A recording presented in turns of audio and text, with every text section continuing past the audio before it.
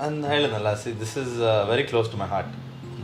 ಕತೆ ಆಗಲಿ, ಪಾತ್ರ ಆಗಲಿ, ಯಾಕಂದರೆ ನನ್ನ ನಿಜ ಜೀವನಕ್ಕೆ ತುಂಬ ಹತ್ತಿರವಾಗಿದೆ ಇದು.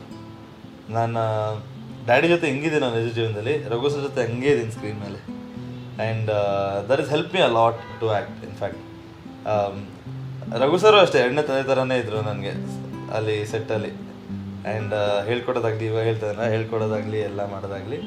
ಬಟ್ ನನಗೆ ನನ್ನ ತಂದೆ ಜೊತೆ ನಾನು ನಿಜವಾಗ್ಲೂ ಹೆಂಗೆ ಮಜಾ ಮಾಡ್ತೀನೋ, ಅದು ಹೆಂಗಿರ್ತೀನೋ ಅವ್ರ ಜೊತೆ ನಕ್ಕೊಂಡು, ಆ ಜಗಳ ಆಗಲಿ, ಏನೇ ಆಗಲಿ, ಅಥವಾ ಅವ್ರ ಮೇಲೆ ಕೇರ್ ಇರಲಿ, ದುಃಖ ಇರಲಿ, ಏನೇ ಇರಲಿ, it's help me a lot to act in this movie.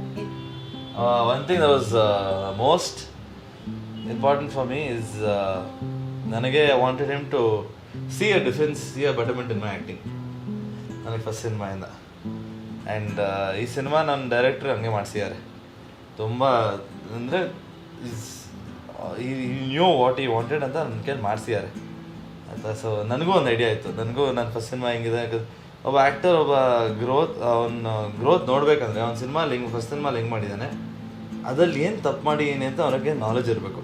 ನಾನು ಹೆಂಗೆ ಬೆಟ್ರ್ಮೆಂಟ್ ಮಾಡ್ಬೋದು, ಈ ಎಕ್ಸ್ಪ್ರೆಷನ್ ನನಗೆ ಬಂದಿಲ್ಲ, ಆ ಎಕ್ಸ್ಪ್ರೆಷನ್ ಹೆಂಗೆ ಬೆಟರ್ ಮಾಡ್ಬೋದು ನಾನು ನೆಕ್ಸ್ಟ್ ಸಿನಿಮಾಲಿ ಅಂತ. So that way I keep learning. ನನಗೆ ಆ ತಲೆಯಲ್ಲಿ ಇದ್ದೇ ಇರುತ್ತೆ